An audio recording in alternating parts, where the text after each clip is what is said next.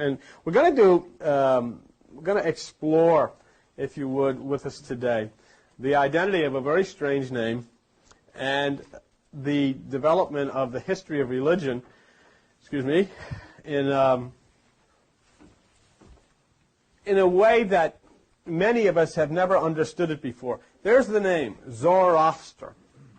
You look and say, who is that? What is Zoroaster? Let me put it this way. You would not have a Christian religion if it wasn't for Zoroaster. You would not have a Jewish religion if it wasn't for Zoroaster. You would not have a religious tradition if it wasn't for Zoroaster.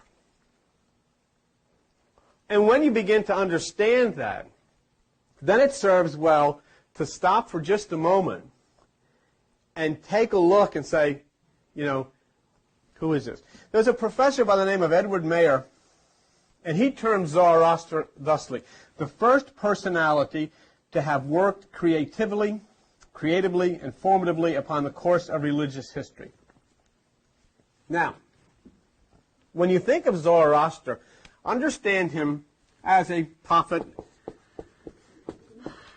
as a Christ, a messenger of God.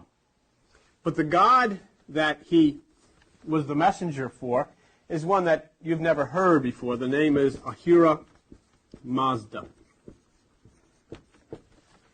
Ahura Mazda. That's the name of God. Okay. Through every religion, through Christianity, through every nationality, the words, the teachings of Zoroaster pervade. Everywhere. Hebrew, Greek, Latin. Let me show you something. The religions of India said, the world is the way it is. You can know it, but you can't change it. And for many of us, that's the way it's always been. That's the way it is. What am I going to do about it? What can I do? Can't do anything. I'm stuck in it. Zoroaster said, the world was corrupt, not by nature, but by accident, and the world is to be reformed by human wisdom. In other words, there is something you can do about it. You can sit, and you can go to church, and you can read Bibles, and you'll get old, and you'll die, and you've done nothing. Or you can understand and start to develop that which is the human wisdom which comes from the right side, and things can change. And it's up to you. In other words, Zoroaster said, there is a mystical power in you that can be used to change the world for the better. You want to stop the hurricanes? You want to stop the earthquakes? You want to stop all the storms that are so destructive? Everybody start thinking positively and start flowing in harmony with nature. It'll stop. And it's up to you. Zoroaster's date is kind of placed with a little bit of ambiguity, but somewhere 1,000 to 3,000 years before Jesus Christ. 1,000 to 3,000 years before Jesus Christ, there was a voice that spoke, and he spoke from Persia, which you now know as Iran. He spoke from Iran, and he impacted totally your life. And the thing is, you've gone to church all of your life, and you haven't the slightest idea who he is. Nobody ever told you about him. No preacher ever told you about him. No rabbi ever told you about him. No evangelist has ever told you about him. You went to the New Age, and you got rocks, and you got smoke, and you got feathers, but you don't know anything about him. Nobody ever told you about him. Now you sit here and say, who is this? He was the first voice that spoke out of the deserts of Iran and said that the struggle that is inherent in life is a struggle between light and darkness. Nobody said it before him. Many have said it after him. It's quoted in the Bible all the time.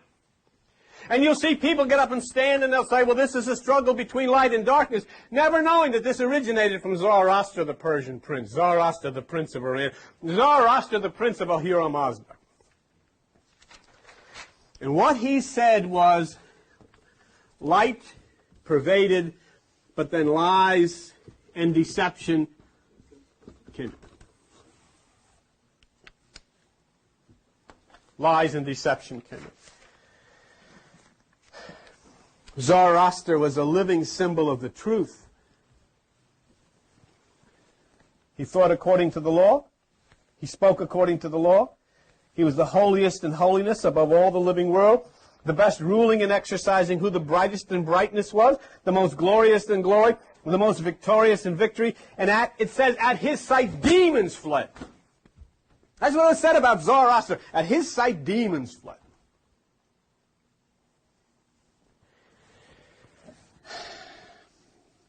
The birth of Zoroaster marked the opening of the final 3,000 years of what they call the 12,000 years of the world. It's a time when the Messiah appears to culminate the victory over the lies and to establish the kingdom on earth. When does this happen? As you're sitting here now, you're in the age of Aquarius. Okay? It says in the scriptures, and it says in the same scriptures of Zoroaster, that at the time that the blood reaches the horse's neck, there is 1,000 years of peace.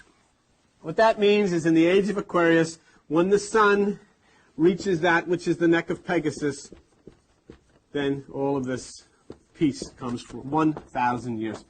That was the teachings of Zoroaster. That was the teachings of Jesus Christ. Go to page 1014 in the Bible. Look at Revelation chapter 20. 1014. Revelation chapter 20. And look at verse 6.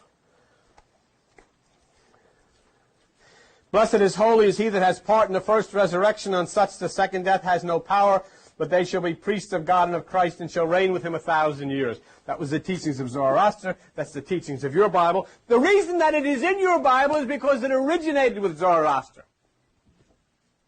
That there would be a change. Something was going to happen. And it was going to happen during the age of Aquarius. And it was going to happen when the energy of the sun touched the neck of Pegasus. Then there was going to be a change in the way you think. That's why you're sitting in here. That's why you're sitting here. That's why you're listening to me. That's why we share with one another. That's why the thoughts that come into your mind now you're not thinking the way you used to think. You're not reading the way you used to. You look at this Bible. You know have you spent your whole life reading this Bible? Literally. You've spent your whole life reading this Bible literally. You believe the words that you saw in the Bible, not knowing that these words are symbolic and they're not supposed to be read literally. And so you made up all of these stories, and then you had preachers make up stories, and you got stories of fish swallowing people. There was a story in here of a fish swallowing a man. He stays in the intestines of the fish 3 days. The fish pukes. The evangelist pops out, and you bought it. You say, yeah, this is it. This is my faith. My faith is built on this. You got two English people named Adam and Eve running around in a garden somewhere with no clothes on. A snake comes, gives her an apple, she eats it, and the whole thing goes down the drain. And this is the foundation of your religion, and you wonder why everything's screwed up.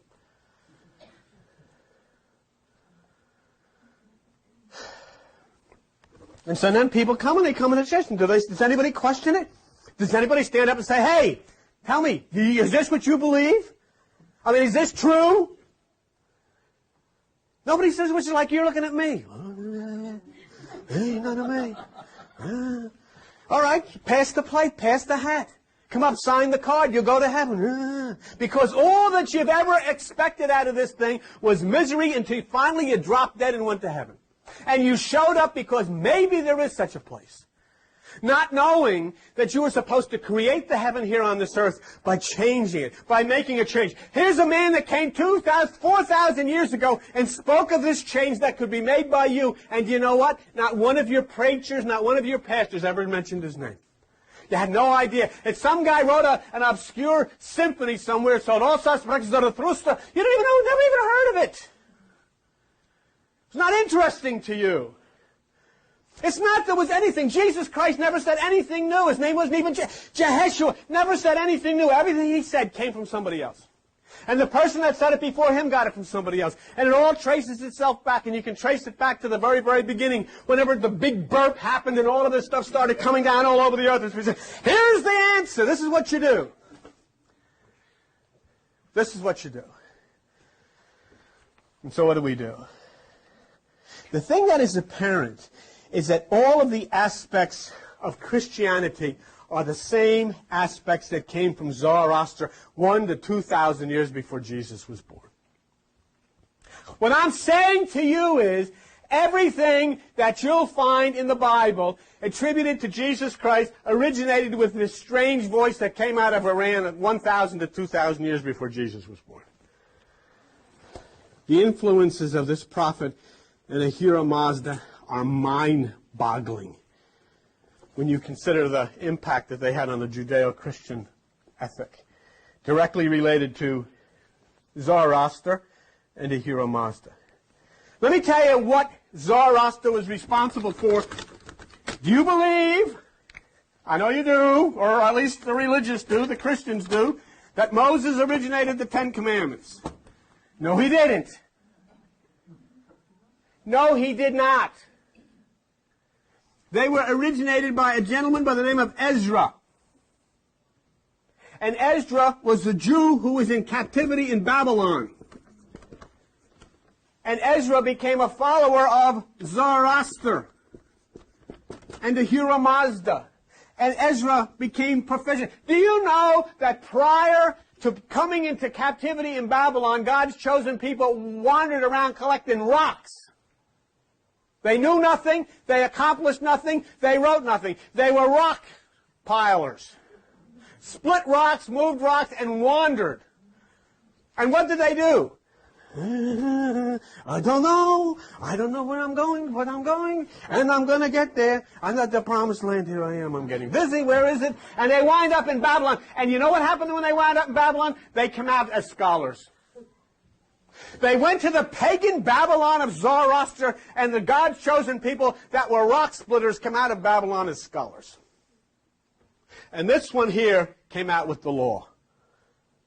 And this is the Ten Commandments that you read in the Bible were authored by Ezra in Babylon under the stewardship of Zoroaster, the god Ahura Mazda, and the great king of Iran, Artaxerxes.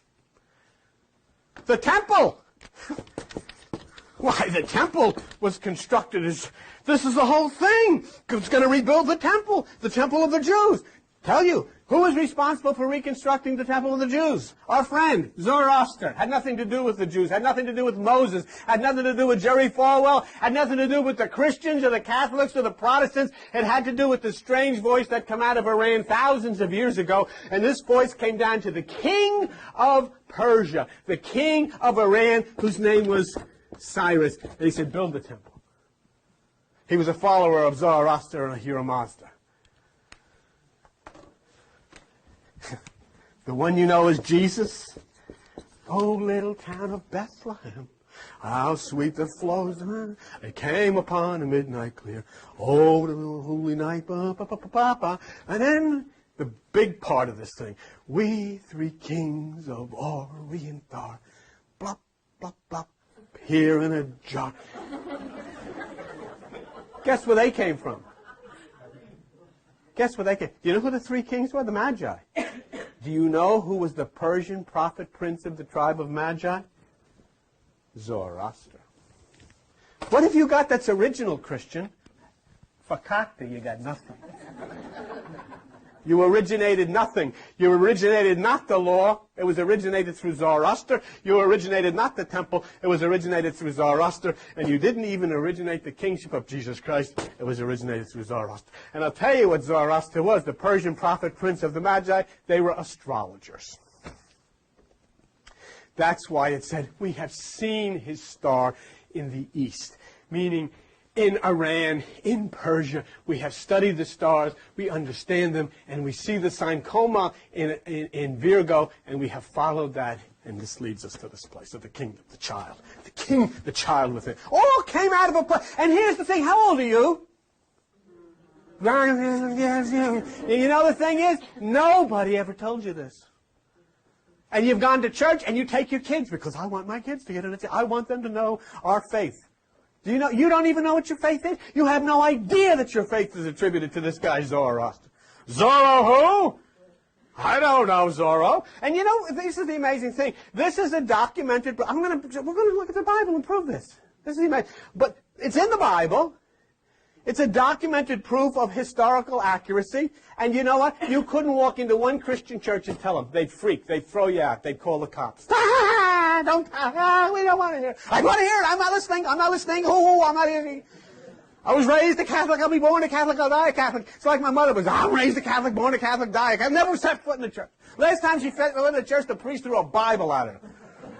That's true. My mother we went to these church Catholic schools, and she had one of my brothers got in trouble with the priest, and so my mother went down. She was a very tough woman, and I guess she was going to take a poke at this guy. Something happened, and he threw a Bible at her, and that was it. She never showed up again, but she made us go. You will not miss. Why don't you go? Hey, you go. That's the way it was. But see, I had to wait. You see, why do your children? You know what? You would even be afraid to teach. Why do your children have to wait until they're 50 years old before somebody tells them the truth?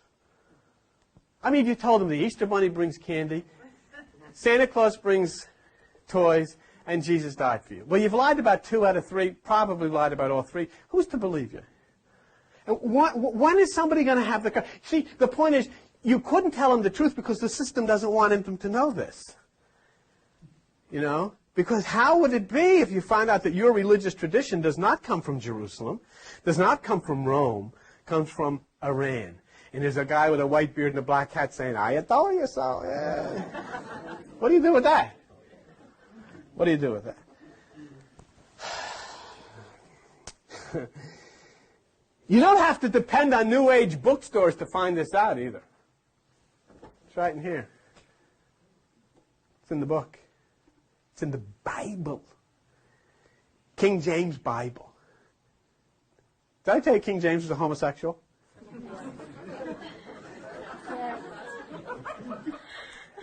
Oh, where'd you hear that? And there's some guy sat in the back. Where'd you hear that? I spent my life digging up stuff like that. It's true. King James was a homosexual. Don't you think the Pope should have caught on when Michelangelo was putting all those nude statues of these guys hanging out? Yeah. Yeah. Always all over the place. Hey, Mike, you got any with shorts? Nah. I mean, big ones, too, this guy. I think... I honestly... Did he do the stuff down at Caesar's Palace? You know what? And when you can laugh at it, when you've got the courage to laugh at this stuff, then you're free. When you've got the courage